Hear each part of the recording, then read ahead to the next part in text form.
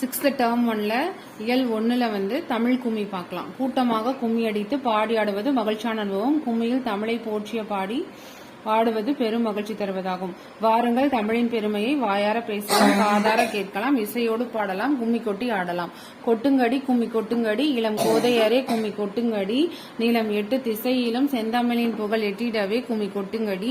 ஊழி பல 100 கண்டதுவாம், அறிவு ஊற்றெனும் நூல் பல கொண்டதுவாம், பெரும் ஆழி பெருக்கிற்கும் காலத்திற்கும் முற்றும் அழியாமலே நிலை நின்றதுவாம், பொய் அகற்றும் உள்ள பூட்டிருக்கும், அன்பு பூண்டவரின் இன்ப பாட்டிருக்கும், உயிர் மெய் புகட்டும் அறமேன்மை கிட்டும், இந்த மேதினி வாழ்வழி காட்டிருக்கும்.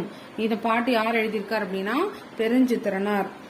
இதுல பார்த்தோம் அப்படின்னா சொல்லும் பொருளும். ஆழிப்பெருக்கு அப்படின்னா என்னது? கடல்கோள். ஆழிப்பெருக்கு கடல்கோள். மேதினி உலகம். ஊழி நீண்டதொரு காலப்பகுதி. உள்ள பூட்டு உள்ளத்தின் அறியாமை. உள்ள பூட்டு உள்ளத்தின் அறியாமை. ஆழிப்பெருக்கு கடல்கோள். ஊழி நீண்டதொரு காலப்பகுதி. மேதினி உலகம். உள்ள பூட்டு உள்ளத்தின் அறியாமை. இந்த பாடலோட பொருள் என்னன்னு பாக்குறோம். இளம்பெண்களே, தமிழின் புகழ் 8 திசையிலும் பரவிடும் வகையில் கைகளை கொட்டி கும்மி அடிப்போம். பல 100 ஆண்டுகள் கண்டது தமிழ் மொழி. அறிவு ஊற்றாகிய நூல்கள் பலவற்றை கொண்ட மொழி. பெரும் கடல் சீற்றங்கள் காலமாற்றங்கள் ஆகிய எவற்றாலும் அழியாமல் நிலைத்திருக்கும் மொழி. தமிழ் பொய்யை அகற்றும் மொழி. அது மனதின் அறியாமையை நீக்கும் மொழி. அன்புடைய பலரின் இன்பம் தரும் பாடல்கள் நிறைந்த மொழி.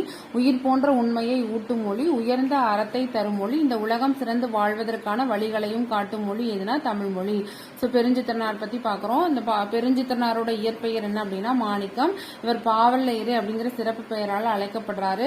கனிச்சாறு, கொய்யாக்கனி, பாவிய கொத்து, நூறாசிரியம் முதலான நூல்களை வந்து இயற்றியுள்ளாரு. தென்மொழி, தமிழ் சிட்டு, தமிழ் நிலம் ஆகிய இதழ்களையும் நடத்தியிருக்காரு. தனி தமிழையும் தமிழ் உணர்வையும் பரப்பிய பாவலர் தான் யார் அப்படின்னா மாணிக்கம் என்கிற பெருஞ்சித்திரனார் என்கிற மாணிக்கம். தென்மொழி, தமிழ் சிட்டு, தமிழ் நிலம், இந்த மாதிரி 3 இதழ்களை வந்து நடத்திருக்காரு. இவரோடது நம்ம 10th அன்னை மொழியும் பார்ப்போம். தனித்தமிழையும் தமிழ் உணர்வையும் பரப்பிய பாவலர் தான் இவரு. இந்த பாடல் பார்த்தோம்னா கனிச்சாறு அப்படிங்கிற நூல்ல இருந்து இடம்பெற்றிருக்கு. 8 தொகுதிகளாக வெளிவந்திருக்கு. அதுல இருந்து நமக்கு இந்த பாட்டு வந்து கொடுத்திருக்காங்க. அடுத்தது பாவலரேறு அப்படின்னா மாணிக்கம். புலவரேறு அப்படின்னு யார் அழைக்கிறோம் அப்படின்னா வரத நஞ்சியப்பரை தான் புலவரேறு அப்படின்னு சொல்றாங்க. வரத நஞ்சியப்பர் தான் என்னது? புலவரேறு. அடுத்தது வான் தோன்றி வழி தோன்றி நெருப்பு தோன்றி மண் தோன்றி மலை தோன்றி மலைகள் தோன்றி ஊன் தோன்றி உயிர் தோன்றி உணர்வு தோன்றி ஒளி தோன்றி வாழ்ந்த அந்நாள் தேன் தோன்றியது போல மக்கள் நாவில் செந்தமிழே நீ தோன்றி வளர்ந்தாய் வாழி அப்படின்னு வாணிதாசன் பாடியிருக்காரு. இவர் யாருன்னா கவிஞரேறு.